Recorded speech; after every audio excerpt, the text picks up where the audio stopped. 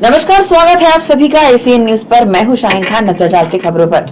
Raipur collectorate में नकटी गांव के लोगों के विरोध प्रदर्शन पर पूर्व मुख्यमंत्री एवं कांग्रेस नेता भूपेश बघेल ने कहा कि नकटी गांव के लोगों के साथ अन्याय हुआ है। बारिश के मौसम में उन्हें बेघर कर दिया गया है। इतना ही नहीं, इनसे कुछ परिवार पीएम आवास योजना के लाभार्थी भी हैं। उन्हें बिजली कनेक्शन मिले थे और वे सालों से वहां रह भी रहे थे। उन्होंने कहा कि पहली बात तो ये है कि सरकारी आवास योजनाओं का लाभ मिलने के कारण उन्हें मुआवजा मिलना चाहिए था। दूसरी बात, तोड़फोड़ की कार्रवाई करने से पहले उनके पुनर्वास का इंतजाम किया जाना चाहिए था। पूर्व सीएम भूपेश बघेल ने आगे कहा कि गरीबों के साथ अन्याय हुआ है। बरसात में सरकार ने उन सभी को बेघर कर दिया है। इनमें 22-23 परिवार ऐसे भी हैं जो प्रधानमंत्री आवास के लाभार्थी हैं। सरकार ने सभी को बिजली और नलों के कनेक्शन दिए और वे सभी वहाँ लंबे समय से रह रहे हैं। इन लोगों को मुआवजा मिलना चाहिए। देखिए, उनके साथ अन्याय हुआ है। भरी बरसात में आप सबको बेघर कर दिए हैं। दूसरी बात यह है कि उसमें से 22-23 ऐसे परिवार हैं जैसे पीएम आवास योजना के तहत उसको वो लाभार्थी हैं। फिर आप सबको बिजली कनेक्शन दिए हैं, सबको नल कनेक्शन दिए हैं और वहाँ से बरसों से रह रहे हैं। ऐसे लोगों को उजाड़ देना, एक तो पहली बात है कि जब उनको सब आवास जब शासकीय योजनाओं का लाभ मिला तो उसको तो मुआवजा मिलना चाहिए। दूसरी बात है उसको व्यवस्थापन करना चाहिए, तब आप उसको तब तोड़ते। देखिए, यदि गरीब के घर उजाड़ देंगे तो किस विधायक को अच्छा लगेगा वहाँ। तो ये अब बहुत जल्दी अब हमारे विधानसभा सत्र भी आने वाला है। विधायक दल की बैठक होगी और महंत जी के नेतृत्व में एक अच्छा फैसला लेंगे। भी 2 विधायक लिखे हैं, उनके भावनाओं का हम सम्मान करते हैं। गरीबों के प्रति जो सम्मान व्यक्त किया है निश्चित रूप से प्रशंसनीय है, लेकिन सामूहिक रूप से कोई निर्णय लेने की आवश्यकता है। रायपुर के नकटी गांव में विधायक कॉलोनी बनाने के लिए अतिक्रमण हटाने के नाम पर सोमवार को करीब 80 से 90 मकानों पर बुलडोजर चलाया गया था।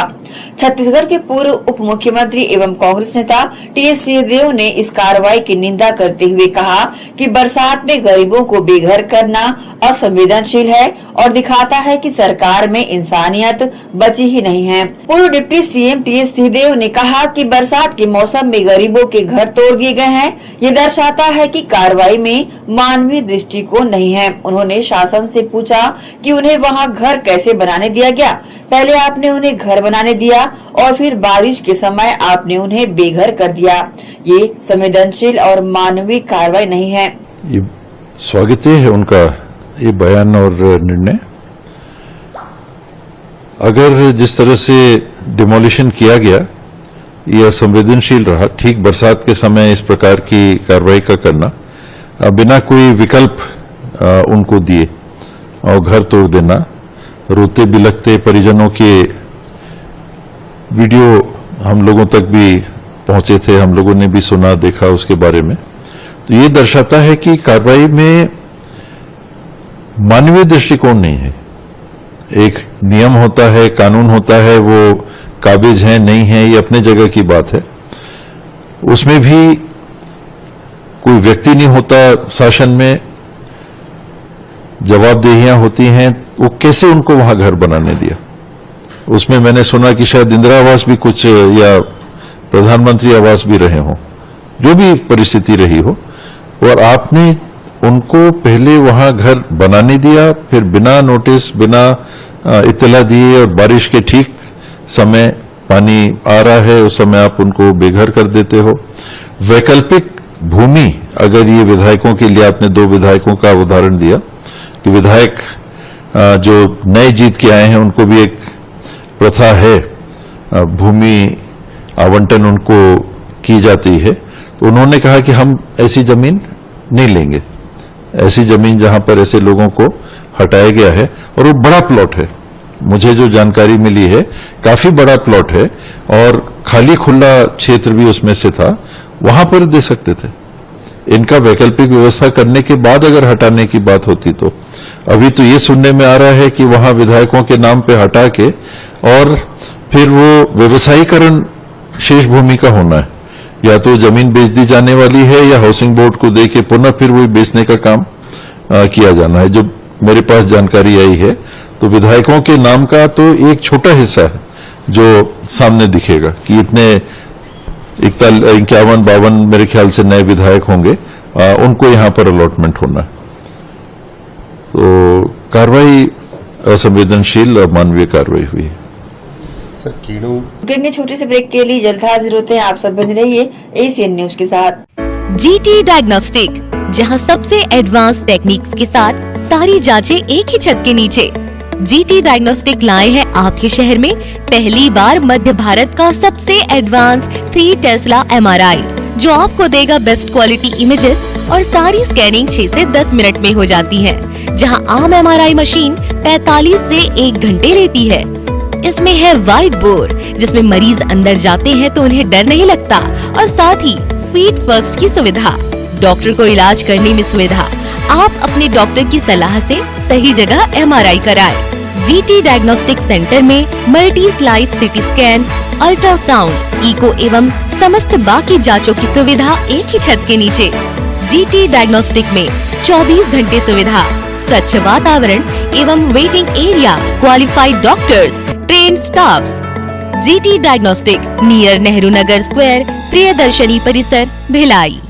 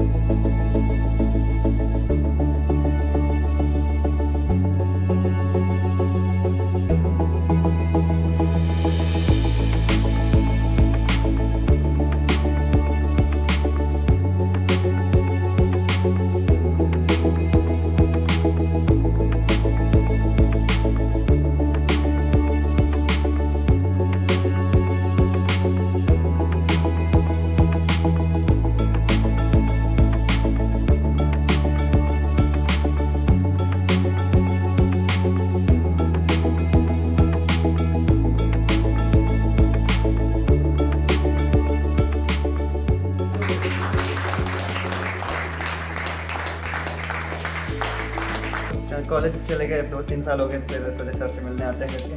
11th-12th में भी यहीं थे, फिर कोटा जाने के बाद वापस यहीं आए तो सर के साथ अच्छा खासा अनुभव रहा। मतलब सर ने हमारे क्लास के बीच में ऐसी बहुत सारी बातें बोली और इतनी बातें बोली कि सर हमारे लिए सुल्तान रहे। मैंने नीट 2025 में 602 मार्क्स लाए, जिससे मेरी AIR बनी 1239 और मेरी फिजिक्स में परसेंटाइल थी 99.97 और इसका क्रेडिट जाता है सलीम सर को। मैंने रूबी फिजिक्स ज्वाइन किया था 11th क्लास में मिड सेशन, क्योंकि मेरे कंसेप्ट्स क्लियर नहीं थे and I was struggling a lot in the subject, but sir accepted me straight away in his classes. वो क्लास ज्वाइन करने के बाद I had developed a curiosity for the subject. Class में बैठ के मज़ा सा आने लग गया पढ़ाई करने में। उनकी समझाने का तरीका, उनकी wide variety of numericals and test से मैंने एक रैपिड इम्प्रूवमेंट देखा मेरी प्रोग्रेस में। सर अपने बच्चों को बहुत अच्छे से जानते थे। ही न्यू कौन से कंसेप्ट्स में ज़्यादा टाइम देना है, किस में डिफ़िकल्टी आ रही है हमें, एंड ही ऑलवेज लाइक सबको साथ लेके चलते थे। सलीम सर ने हमेशा हमें अपने बच्चों के समान रखा है। I am so grateful to have him not just as a teacher but as a mentor. Thank you so much sir.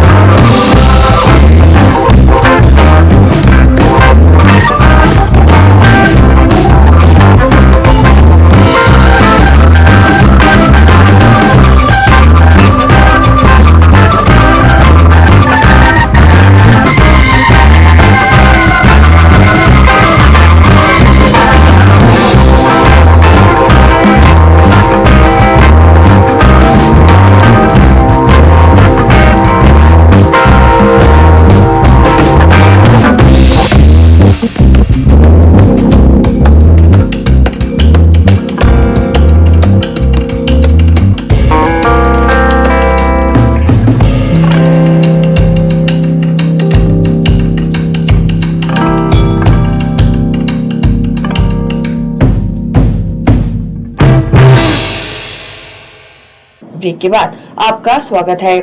Chhattisgarh cadre के 2004 बैच के वरिष्ठ आईपीएस अधिकारी बद्री नारायण मीणा ने 1 जुलाई 2026 को बस्तर रेंज के नए पुलिस महानिरीक्षक का पदभार संभाल लिया है।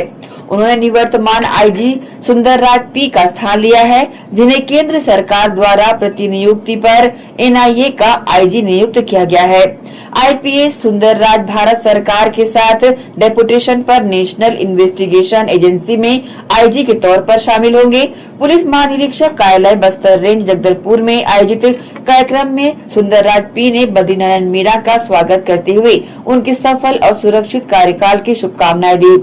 आईपीएस पी सुंदरराज ने कहा कि मार्च 2026 में नक्सल मुक्त बस्तर, नक्सल मुक्त छत्तीसगढ़ और नक्सल मुक्त भारत का संकल्प पूरा हुआ है। इस सफर में हम हमेशा आपका सहयोग, समर्थन और भरोसा मिला। हम उन साथियों, नागरिकों, जनप्रतिनिधियों और मीडिया के लोगों को नमन करते हैं जिन्होंने बस्तर क्षेत्र में शांति, सुरक्षा और विकास के लिए सर्वोच्च बलिदान दिया। हम शोक संतप्त परिवारों और नक्सल प्रभावित परिवारों को भी याद करते हैं। हम बस्तर को शांति और विकास के रास्ते पर और आगे ले जाने का संकल्प लेते हैं। बस्तर क्षेत्र की शांति, सुरक्षा एवं विकास के संदर्भ में छत्तीसगढ़ शासन, भारत सरकार एवं पुलिस मुख्यालय की मंशा के अनुरूप तथा क्षेत्र की जनता की इच्छा के अनुसार टीम बस्तर के हमारे सभी सदस्यगण, जिसमें DRG, STF, Bastar fighters, cobra, CRPF, BSF, ITBP, SSB, स्थानीय पुलिस बल, छत्तीसगढ़ आम पुलिस, स्थानीय प्रशासन, शासन की सभी संबंधित विभाग एवं क्षेत्र की जनता, जनप्रतिनिधिगण, मीडिया के साथीगण, सभी समाज के वरिष्ठ जन, बस्तर क्षेत्र की हर एक नागरिकगण एवं हर एक निवासी मजबूती से एक एक कदम आगे बढ़ते गए। तब जाकर मार्च 2026 में नक्सल मुक्त बस्तर, नक्सल मुक्त छत्तीसगढ़ एवं नक्सल मुक्त भारत का संकल्प पूरा हुआ। इस यात्रा में आप सबका हमेशा हम सहयोग, समर्थन एवं विश्वास प्राप्त हुआ। बस्तर क्षेत्र की शांति, सुरक्षा एवं विकास हेतु सर्वोच्चतम बलिदान दिए हमारा सभी सुरक्षा बल सदस्यगण, क्षेत्र के नागरिक, जनप्रतिनिधिगण एवं मीडिया के साथीगण का शहादत को नमन करते हुए शहीद परिवार, नक्सल पीड़ित परिवार, उनको भी हम याद करते हुए आने वाला समय बस्तर और शांति के रास्ते पर, प्रगति के रास्ते पर मजबूती से आगे बढ़ने का संकल्प लेते हैं।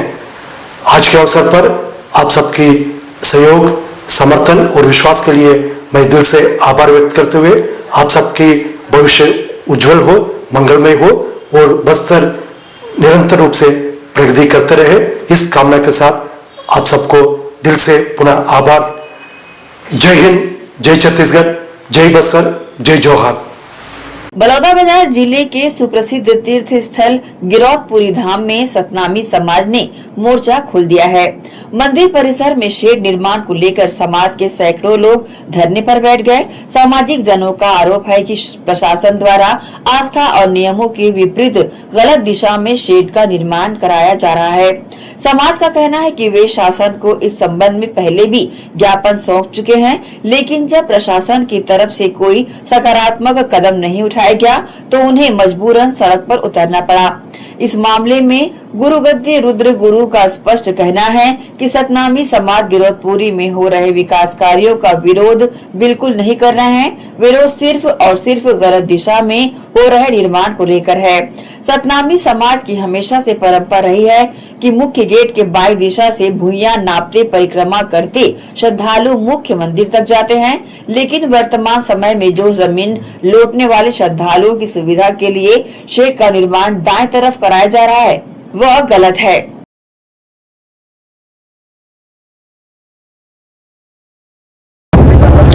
यह बड़ा दुख की बात है कि आज हमें अपने ही घर में बैठकर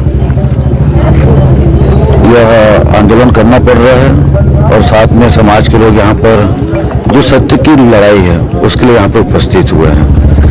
1935 में जगत गुरु अगमदास जी, उनतनी मिनी माता जी और राजराजेश्वरी करुणा माता जी के द्वारा यहाँ पे गिरौदपुरी में मेला भरवाना शुरू किया गया। तब से परंपरा के अनुसार जो भुइयां नपैया लोग जो आते हैं लेफ्ट साइड से वो मुख्य द्वार से लेकर मंदिर तक जाते हैं और डिवाइडर के ना बाजू से, जिससे कि दोनों तरफ के आने जाने का रास्ता भी ना बाधित नहीं होता। मेले के समय लाखों की भीड़ रहती है, 22 लाख से ज़्यादा श्रद्धालु आते पूरे हिंदुस्तान से। उस समय इन्हीं भैया न भैया लोगों के लिए बैरिकेड लगा के इनकी सुरक्षा के लिए बिना अस्थायी व्यवस्था की जाती रही है अभी तक। हमारा विकास कार्य से का विरोध नहीं है।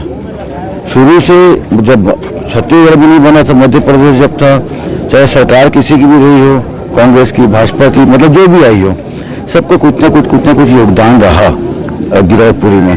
और पूरे श्रद्धालुओं के आस्था के कारण, परम पूज्य गुरु बाबा घासीदास जी के आशीर्वाद से आज के तारीख में गिरौदपुरी का जो मेला है छत्तीसगढ़ का सबसे बड़ा मेला है, जहाँ पे किसी भी प्रकार की मतलब एंटरटेनमेंट का साधन नहीं रहता मेले के समय, जैसे बाकी जगह पे होता है। यहाँ पे लोग सिर्फ आस्था के साथ आते हैं, मंदिर के न दर्शन करते हैं, जैतखाम के न दर्शन करते हैं, जगत गुरु जी से ना आशीर्वाद लेते हैं। और तब से जो परंपरा चले आ रही है, तब से लेफ्ट साइड से भूया नपैया लोग आ रहा है। हमारी मांग शुरू से रही, जब से ये काम शुरू हुआ हमने कहा कि हमें विकास कार्य को हम नहीं रोकना चाह रहे हैं, स्वागत है उसका, लेकिन जो परंपरा है, जो गिरौदपुरी का नियम है, उसके हिसाब से आप काम करवाइए, ताकि भूया नपैया लोगों को भी दिक्कत ना हो और आगे चल के रोड भी ब्लॉक ना हो।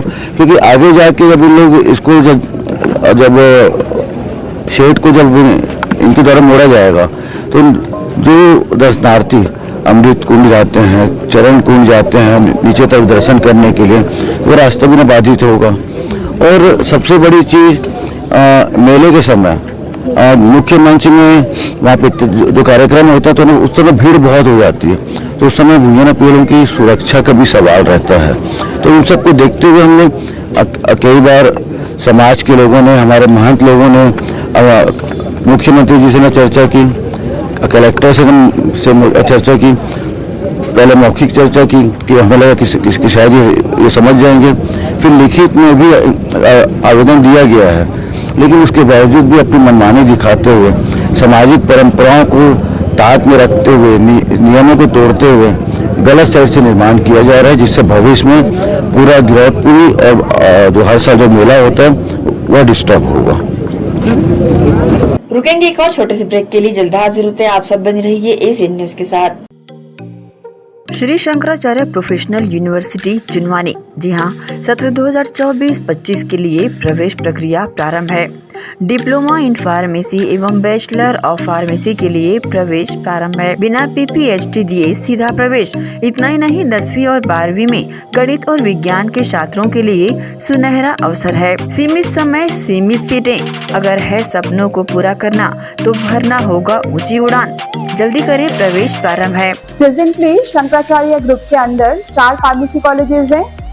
इन चारों फार्मेसी कॉलेजेस में diploma in pharmacy and bachelor of pharmacy की कोर्सेज रन होती हैं। साथ में masters in pharmacy and PhD की कोर्सेज भी हम ऑफर करते हैं। शंकराचार्य प्रोफेशनल यूनिवर्सिटी के अंदर ये चारों कॉलेज एफिलिएटेड हैं and most importantly pharmacy council of India ने चारों कॉलेजेस को अनुमोदन दिया है। जैसे कि आप जानते हैं, Shankaracharya group is famous for its infrastructure, its faculty, its students group, and in every aspect we are on top as from 2008.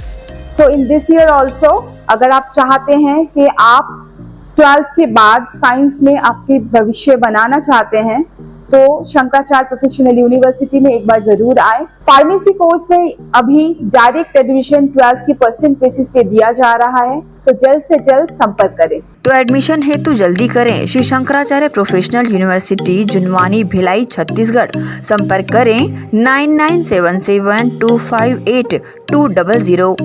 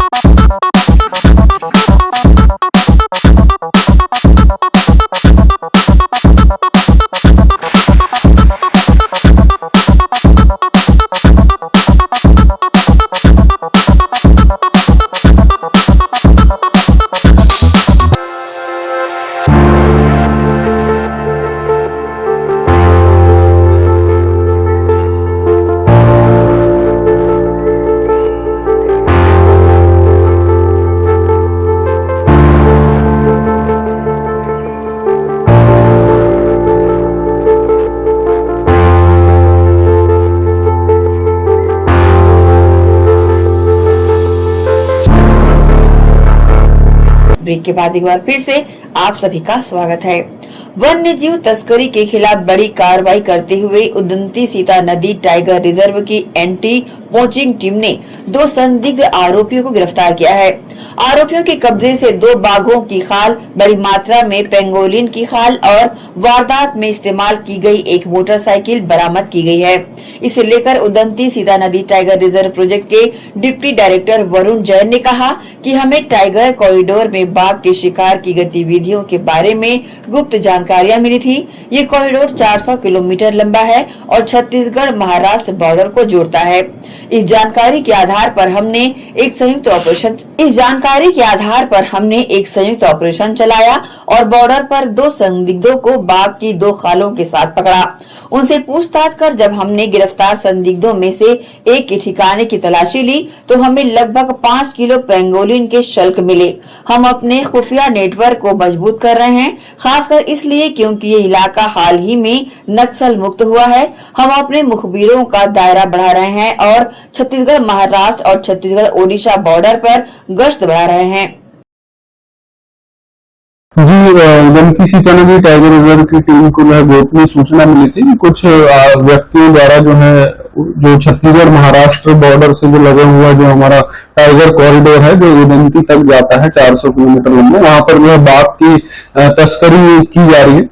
उसी तारतम्य में हमने joint operation wild life crime control bureau Bhopal और मुंबई की टीम्स और हमारा जो छत्तीसगढ़ का स्टेट फ्लाइंग स्क्वाड है और पश्चिम भानुप्रतापपुर वन मंडल की टीम है, उनके साथ एक संयुक्त ऑपरेशन किया और महाराष्ट्र छत्तीसगढ़ सीमा पर 2 आरोपियों को 2 बाघ की खाल के साथ वहां पे पकड़ा है, जिनसे पूछताछ अभी जारी है। इसमें सूचनाएं और भी थी। इसमें जैसे एक आरोपी जो पकड़े गए थे उनके जहां पे प्रेमाइसिस में हमने सर्च किया जो कि महाराष्ट्र के अहिरी गांव में स्थित है, तो वहां से 5 किलो पेंगोलिन स्केल्स भी लगभग हमें वहां पे बरामद हुई और भी इसमें कई नेटवर्क जुड़ा हुआ है, उसकी भी पतासाजी की जा रही है और भी इसमें बाघों की तस्करी का खुलासा होने की संभावना है। ये काफी बड़ी सफलता है एक तरीके से। जो हमारा टाइगर कॉरिडोर है 400 किलोमीटर का, जिसमें महाराष्ट्र मध्य प्रदेश से बाघ छत्तीसगढ़ आते हैं, उनकी सुरक्षा के लिए ये ऑपरेशन हमने सेफ पैसेज ये लॉन्च किया गया था। इसमें हमारी टीम लगातार पिछले 3 साल से इस कॉरिडोर में कार्रवाई कर रही है और हमने अब तक करीब 4 बाघ की खाल बरामद की और कई जो इंडियन जाइंट स्क्विरल्स हैं उनके पोचर्स को भी इसमें हमने अरेस्ट किया है। ये जो एरिया है अबूझमाड़ और इंद्रावती वाला काफी सेंसिटिव है क्योंकि यहीं से ही आवाजाही अन्य राज्यों से हमारे राज्य में होती है, तो उसके लिए वन विभाग अग्रसर है। इसमें हम अपना इंटेलिजेंस नेटवर्क स्ट्रॉन्ग कर रहे हैं क्योंकि अभी रिसेंटली नक्सल मुक्त क्षेत्र हुआ है ये जो छत्तीसगढ़ और महाराष्ट्र सीमा और छत्तीसगढ़ उड़ीसा सीमा, तो यहाँ इन्फॉर्मर बेस बढ़ा रहे हैं और पेट्रोलिंग भी बढ़ा रहे हैं ताकि इस तरीके की गतिविधियों पर नियंत्रण रहे। Indian college of engineering and technology Bhilai और सेंट थॉमस कॉलेज भिलाई ने निजी न्यूज चैनल के सहयोग से होटल एम्बिशन जगदलपुर में आयोजित शिक्षा मेले में सक्रिय रूप से भाग लिया। शिक्षा वह सबसे बड़ा हथियार है जिससे दुनिया को बदला जा सकता है। इस प्रेरणादायक विचार के साथ दोनों संस्थानों ने निजी न्यूज चैनल के साथ मिलकर जगदलपुर, धमतरी, कोंडागांव, बचेली, दंतेवाड़ा और आसपास के क्षेत्रों के कक्षा 12वीं के टॉपर्स को उनकी उत्कृष्ट शैक्षणिक उपलब्धियों के लिए सम्मानित किया। सेंट थॉमस मिशन के तत्वावधान में संचालित CCET और सेंट थॉमस कॉलेज 4 दशकों से अधिक समय से सस्ती लागत पर गुणवत्तापूर्ण उच्च शिक्षा प्रदान करने के लिए प्रतिबद्ध है। संस्थान शैक्षणिक उत्कृष्टता, मूल्य आधारित शिक्षा और करियर उन्मुख कार्यक्रमों के माध्यम से छात्रों को सशक्त बनाना जारी रखा हुआ है। कार्यक्रम में संस्थानों का प्रतिनिधित्व रेव फादर डॉक्टर PS वर्गीस, कार्यकारी उपाध्यक्ष JK तिवारी, प्राचार्य CCET A.D. विसेंट, प्रशासनिक अधिकारी अखिल और प्रशांत ने किया।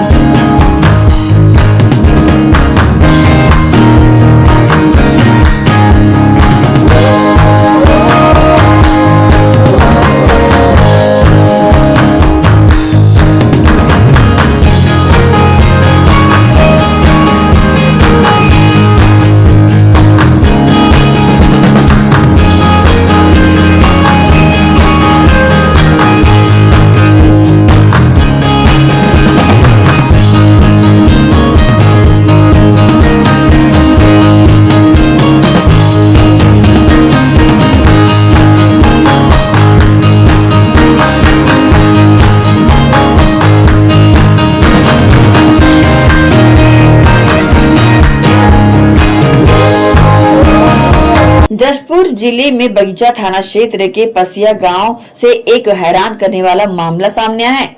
मंडप सज चुका था, दरवाजे पर बारात आ चुकी थी, शहनाइयों की गूंज के बीच 7 फेरों की तैयारियां भी पूरी की गई थी। तभी शादी की खुशियां मातम में बदल गई। दरअसल दुल्हन और उसके परिजन अचानक शादी का मंडप छोड़कर गायब हो गए और इतना ही नहीं, दुल्हन और उसके परिवार वाले जेवरात और मोबाइल भी अपने साथ ले गए। देखते ही देखते शादी के मंडप में हड़कंप मच गया और ऐसा बताया जा रहा है कि हल्दी की रस्म 30 जून को थी और 1 जुलाई को बारात कार्यक्रम था।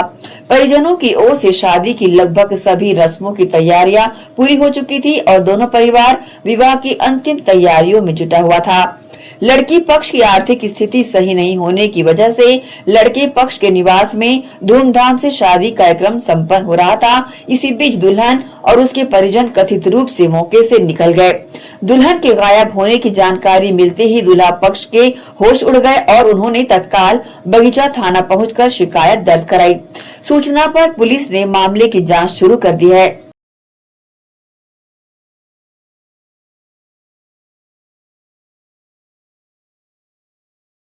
जिला जसपुर के थाना बगीचा में एक मामला आया है जिसमें लड़का पक्ष थाना बगीचा क्षेत्र के पसिया ग्राम के रहने वाले हैं एवं जो लड़की पक्ष है वो जिला बलरामपुर के डीपा डी के रहने वाले हैं, जिसमें लड़के पक्ष के द्वारा आरोप लगाया जा रहा है कि कल दिनांक को दोनों का शादी होना था, तो शादी के पूर्व ही लड़की पक्ष वाले यहाँ से चले गए।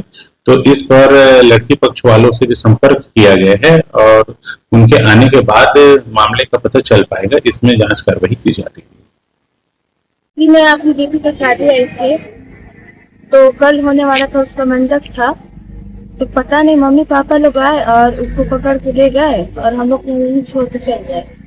सच बता दो, तुम्हारी बहन का अफेयर वाला पूरा मम्मी पापा लोग जब मतलब क्या बोलते लड़की को पसंद नहीं था लड़का, तो बोली कि मैं शादी नहीं करना चाहती हूँ, तो मम्मी पापा लोग जबरदस्ती करवा रहे थे। तो बोलो मेरी मम्मी पापा के दबाव में, मेरी मम्मी पापा लोग के दबाव में हुआ है शादी। हमारे लड़का को हमें इसका दिखा दी, शंकरगढ़ दिखा दी, इसका हुआ तो बोले कि ठीक है फलदान में आ जाइएगा फलदान करने के लिए। तो हमने फलदान किए 29 तारीख को फलदान किए और 30 तारीख को उनका हल्दी था और आज विवाह था। और वो लड़की जो है कल 29 तारीख को नहावा धोवा करके हल्दी लगाए थे। उसके बाद सब इधर उधर थे, उसका माँ, उसका पापा, उसका बुआ कितने से आए और गाड़ी में बैठाए, उसको भगा के ले गए। और जो उसका चार तो छोटे छोटे है बच्चे, उनको भी नहीं बताए ना हमको भी नहीं बताए, उसका नहीं है उसको भी नहीं बताई और पीछे से भाग गई। और चारों बच्चे हमारे पास है, हम उनका ऐसा कर रहे हैं। और हमको तो उसका माँ बाप जब मिलने आए तो उसको हमको बता के नहीं लेना चाहिए, तो रास्ते में हम लोग बुला करके और लेके भाग गए लोग। और कुछ ले गए क्या यहाँ से? और प्लस हम लोग को पूरा खोजे खाजे इधर उधर की फोन किए, तो उनका माँ बाप बोले कि हम लोग हम लोग ले आए हैं, जो करना है तो कर लो। और सोना चांदी जो हम लोग मिले थे उनका जो गाना जेवर सब करने करके चली गई। क्या चाहते हैं आप लोग? तो आप लोग क्या चाहते हैं? हमारे जो भी सोसाइटन है उसका कुछ लगा है, उसका कुछ भरपाई हो जाना चाहिए, भरपाई कुछ मिलना चाहिए सर, बस यही मेरा कहना है। कि हम लोग डिपार्टमेंट से रिश्ते जोड़े थे, वहाँ मतलब उनके माँ बाप जो है वो लोग बोले कि हम लोग शादी नहीं कर पाएंगे, आप लोग अपने घर ले जाइए लड़की को। और हम लोग घर लेके आए लड़की को, फलदान वलदान करके घर लेके आए। तो घर लेके आए, उसके बाद लड़की को रखे, हम लोग सब चीज हुआ, उसको मैंने शादी का तैयारी करे थे और उसके माँ बाप लोग आए और उसको चुपके से ले गए अपने घर।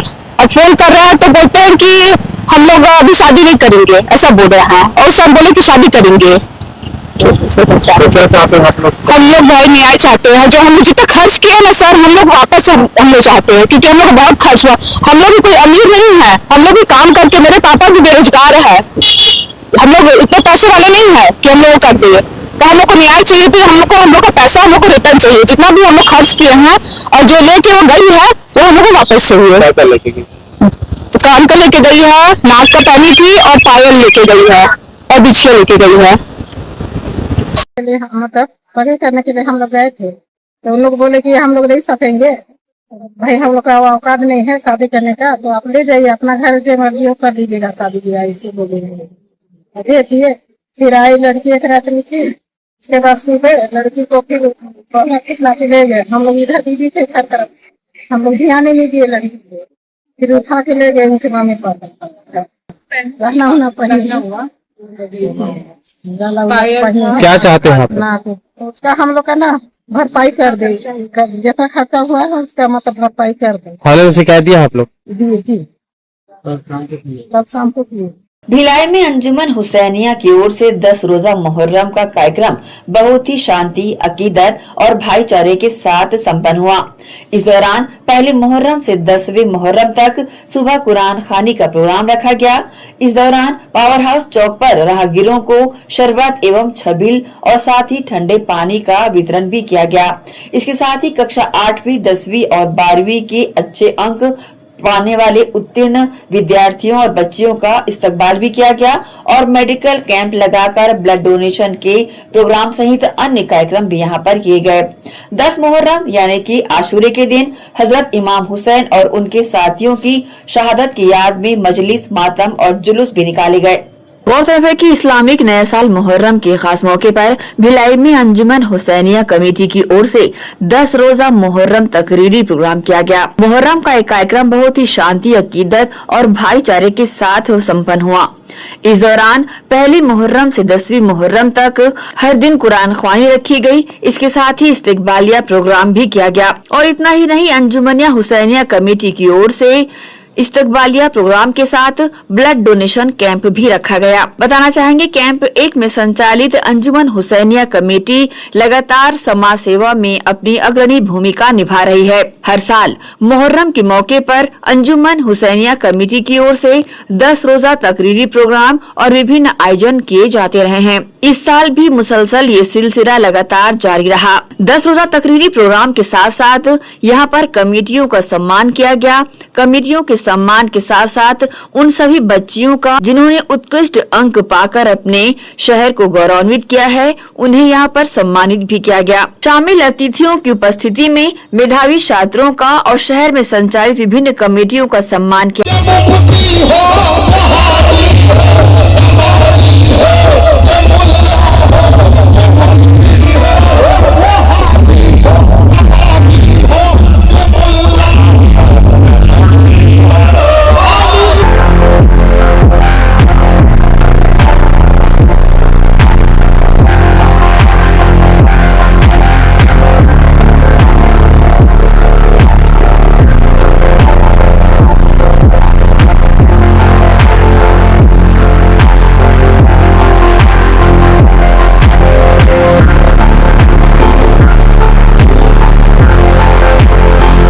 आयोजन को लेकर अंजुमन हुसैनिया कमेटी के अध्यक्ष हुसैन अली ने मीडिया को इस तरह की जानकारी दी।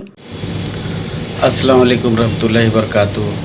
अंजुमन हुसैनिया के जानिब से 10 रोज़ा मुहर्रम का प्रोग्राम बहुत अच्छे से मनाया गया, जिसमें 1 मुहर्रम से 10 मुहर्रम तक सुबह 8 बजे 10 बजे तक कुरान खानी का प्रोग्राम रखा गया। 3 मुहर्रम को पावर हाउस चौक में शरबत और छबील का इंतज़ाम किया गया, जिसे राहगीरों को ठंडा पानी और शरबत पिलाया गया। इसी तरह 5 मुहर्रम को बच्चियों का इस्तकबाल का प्रोग्राम रखा गया, जिसमें 10वीं, 8वीं और 12वीं में जो अच्छे नंबरों से पास हुई बच्चियाँ उनका इस्तकबाल किया गया। इसके अलावा 5 मुहर्रम को ही मेडिकल कैंप और ब्लड डोनेशन कैंप लगाया गया, जिसमें बहुत से लोगों ने अपना चेकअप करवाया। इसके अलावा जो महिला भिलाई की मुस्लिम महिला कमेटियां थी, उनका इस्तकबाल 5 मुहर्रम को ही किया गया। और इस तरह हमारा 5 मुहर्रम का बहुत बड़ा प्रोग्राम था जो संपन्न हुआ। और 1 मुहर्रम से 9 मुहर्रम तक आलिम सैयद मुफ्ती साजिद सकाफ़ी साहब का तकरीरी प्रोग्राम हुआ। और 6 मुहर्रम को सैयद नैयर अशरफ साहब का प्रोग्राम रखा गया, जिसमें बहुत से लोगों ने उनकी तकरीर से बहुत फैजाब हासिल किया। इसके अलावा 8 मुहर्रम को सैयद आलमगीर अशरफ जिलानी का तकरीरी प्रोग्राम था, जिसमें काफ़ी संख्या में लोग उसमें भाग लिए और उन्होंने इमाम हुसैन की शहादत के बारे में अच्छी जानकारी लोगों को दी। इस तरह से हमारा प्रोग्राम हुआ और 9 मुहर्रम को रात को ताजिया निकाला गया, जो गश्त करता हुआ भिलाई पावर हाउस तक पहुंचा और 10 मुहर्रम को सुबह कुरान खानी का प्रोग्राम के बाद ताजिया जो है 2 बजे यहाँ से निकालकर पावर हाउस चौक होते हुए पूरा पावर हाउस चौक से सेंट्रल एवेन्यू होते हुए सेक्टर 6 मस्जिद और करबला में जाके संपन्न हुआ। इस तरह हमारा प्रोग्राम बहुत कामयाबी के साथ हम सब ने मिलकर उसको पूरा किया। इसमें आने वाली जो अखराजात थे उसमें लोगों ने काफ़ी बढ़ चढ़ कर हिस्सा लिया। ताजिया उठाने में हमारे साथ हिंदू भाई भी बहुत सहयोग किए हैं, जिसका बहुत मेरे तहे दिल से उनका शुक्रिया अदा करता हूं। और आप लोगों से भी अनुरोध है कि इस तरह के कामों में बढ़ चढ़ कर हिस्सा लें, ताकि यह काम लगातार जारी और सारी रहे। अस्सलाम वालेकुम रहमतुल्लाहि व बरकातहू। बहरहाल हर साल की तर्ज पर इस साल भी मुहर्रम के खास मौके पर अंजुमन हुसैनिया कमेटी के द्वारा 10 रोजा तकरीरी प्रोग्राम के साथ अन्य आयोजन किए गए। हर दिन बड़ी तादाद में यहां पर लोगों की मौजूदगी दर्ज की गई। एसीएन न्यूज के लिए शाहीन खान की रिपोर्ट। इसी के साथ ही आपसे लेंगे इजाजत। आप सब बने रहिए एसीएन न्यूज के साथ। नमस्कार।